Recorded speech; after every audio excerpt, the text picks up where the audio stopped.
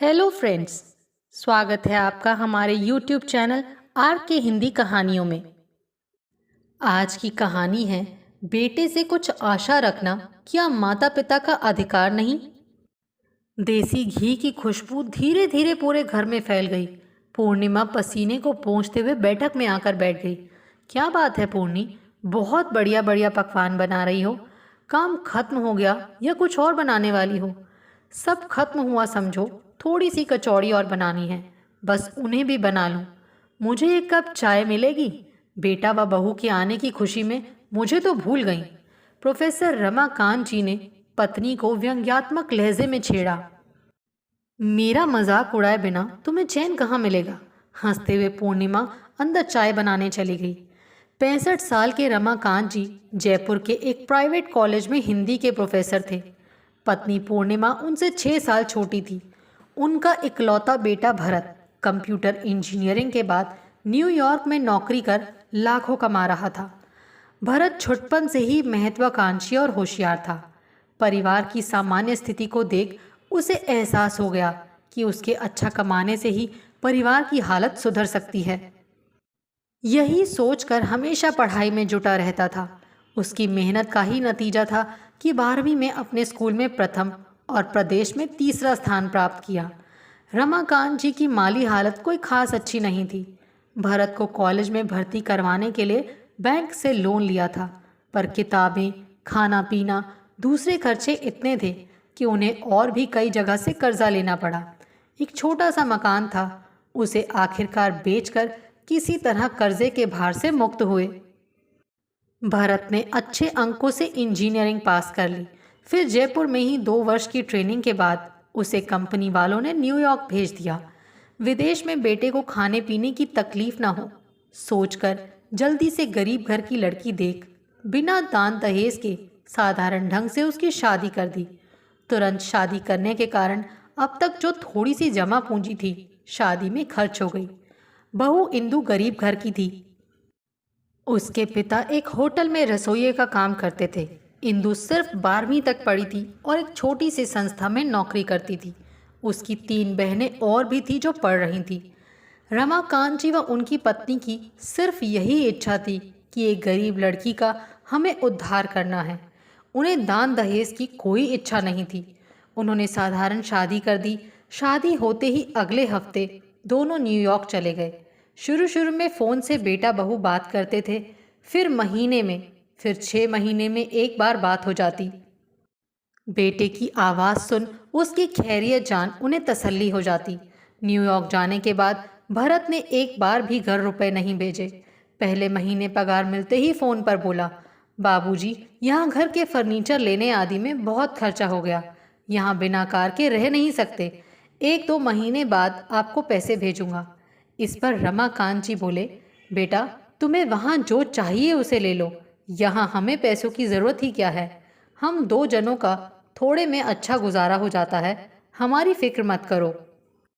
उसके बाद भरत से पैसे की कोई बात हुई ही नहीं। रमाकांत व पूर्णिमा दोनों को ही इस बात का कोई गिला शिकवा भी नहीं था कि बेटे ने पैसे नहीं भेजे। बेटा खुश रहे, यही उन्हें चाहिए था। थोड़े में ही वो गुजारा कर लेते थे। 2 साल बाद बेटे ने मैं जयपुर आऊँगा फ़ोन पर बताया तो पूर्णिमा की खुशी का ठिकाना नहीं रहा। पूर्णिमा से फ़ोन पर भरत अक्सर ये बात कहता था, अम्मा, ये जगह बहुत अच्छी है, बड़ा घर है, बगीचा है, बर्तन मांजने और कपड़े धोने की मशीन है। आप और बाबूजी दोनों आकर हमारे साथ ही रहो। वहाँ क्या है? तुम्हारे बाबूजी ने यहाँ सेवानिवृत्त होने के बाद जयपुर में एक अपना हिंदी सिखाने का केंद्र खोल रखा है, जिसमें विदेशी और गैर हिंदी भाषी लोग हिंदी सीखते हैं। उसे छोड़कर बाबूजी आएंगे, मुझे नहीं लगता। तुम जयपुर आओ तो इस बारे में सोचेंगे। अक्सर पूर्णिमा का यही जवाब होता था। बेटे के बार बार कहने पर पूर्णिमा के मन में बेटे के पास जाने की इच्छा जागृत हुई। अब वो हमेशा पति से इस बारे में कहने लगी कि 1 महीना तो कम से कम हमें भी बेटे के पास जाना चाहिए। अब जब बेटे के आने का समाचार मिला तो खुशी के चलते उनके हाथ पैर ही नहीं चलते थे। हमेशा एक ही बात मन में रहती, बेटा आकर कब ले जाएगा?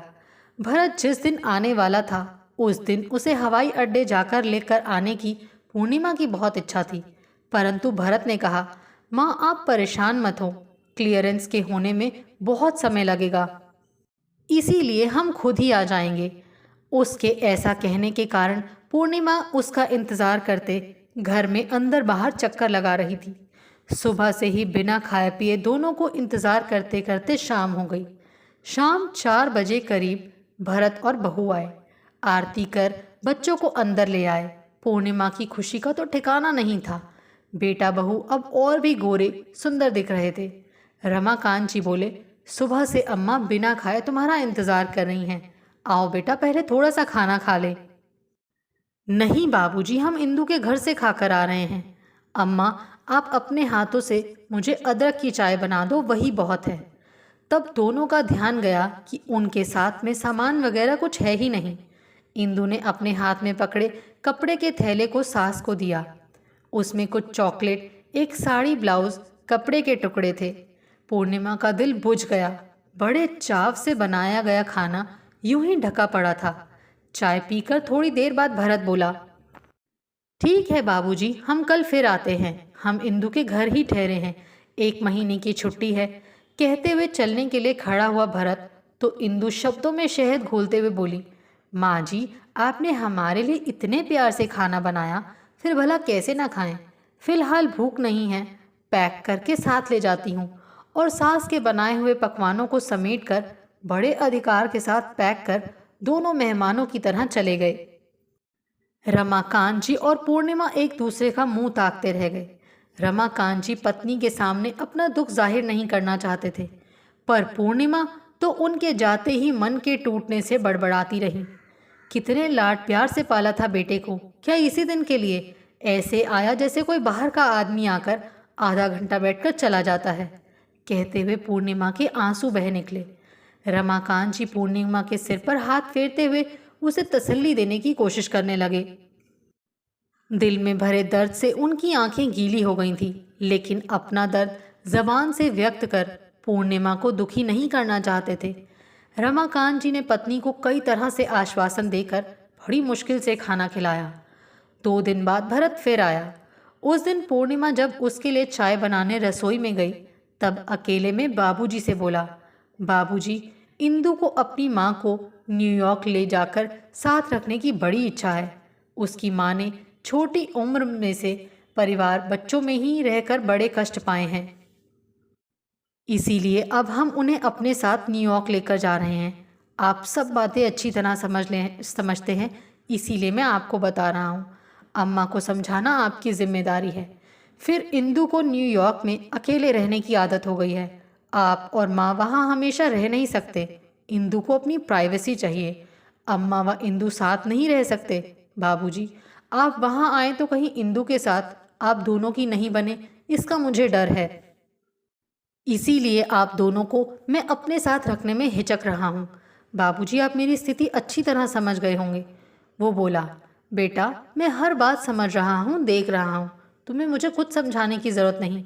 रही बात तुम्हारी माँ की, तो उसे कैसे समझाना है अच्छी तरह जानता हूँ। बोलते हुए रमाकांत जी को आज सारे रिश्ते बेमानी लग रहे थे। इसके बाद जिस दिन भरत और इंदु न्यूयॉर्क को रवाना होने वाले थे, उस दिन 5 मिनट के लिए विदा लेने आए। उस रात पूर्णिमा रमाकांत जी के कंधे से लगकर खूब रोई थी। क्यों जी, क्या हमें कोई हक नहीं अपने बेटे के साथ सुख के दिन बिताएं? बेटे से कुछ आशा रखना क्या माता पिता का अधिकार नहीं है? क्या मैंने आपसे शादी करने के बाद किसी भी बात की इच्छा जाहिर की? परंतु अपने बेटे के विदेश जाने के बाद सिर्फ 1 महीना वहां जाकर रहूं, यही इच्छा थी, वो भी पूरी नहीं हुई। पूर्णिमा रोते रोते बोलती जा रही थी और रमाकांत जी यही सोच अपने मन को तसल्ली दे रहे थे कि शायद उनके ही प्यार में, परवरिश में कोई कमी रह गई होगी, वरना भरत थोड़ा तो उनके बारे में सोचता, माँ के प्यार का कुछ तो प्रतिकार देता। इस बात को 2 महीने बीत चुके थे। इस बीच इंदु ने भरत को बताया, आज मैं डॉक्टर के पास गई थी। डॉक्टर ने कहा तुम गर्भवती हो। अभी भरत कुछ बोलने की कोशिश ही कर रहा था कि इंदु फिर से बोली, शायद इसीलिए कुछ दिनों से मुझे तरह तरह का खाना खाने की बहुत इच्छा हो रही थी। इधर मेरी अम्मा कहती हैं कि मैं 1 महीना तुम्हारे पास रही, अब बहनों व पिता को छोड़कर और नहीं रह सकती। मुझे तो तरह तरह के व्यंजन बनाने नहीं आते। अब क्या करें? तो हम एक खाना बनाने वाली रख लेते हैं। यहाँ राजस्थानी खाना बनाने वाली तो मिलेगी नहीं। तुम्हारी माँ को बुला लेते हैं। प्रसव होने तक यहीं रहकर वो मेरी पसंद का खाना बनाकर खिला देंगी। पिताजी 1 महीने के लिए तो आ ही सकते हैं। उन्होंने जो छोटा सा हिंदी सिखाने का केंद्र खोल रखा है, वह किसी दूसरे आदमी को रखकर, परंतु उसे बात पूरी नहीं करने दी इंदु ने। उन्हें यहाँ आने की क्या ज़रूरत है? आपकी माँ ही आए तो ठीक है। तुम्ही ने तो कहा था हमें प्राइवेसी चाहिए। वो यहाँ आए तो ठीक नहीं रहेगा। अब वैसे भी उनसे किस मुंह से आने के लिए कहूँगा? वो सब ठीक है, लेकिन तुम्हारी माँ को यहाँ आने की बहुत इच्छा है। आप फ़ोन करो, मैं बात करती हूँ। इंदु की बातें भरत को बिल्कुल पसंद नहीं आई।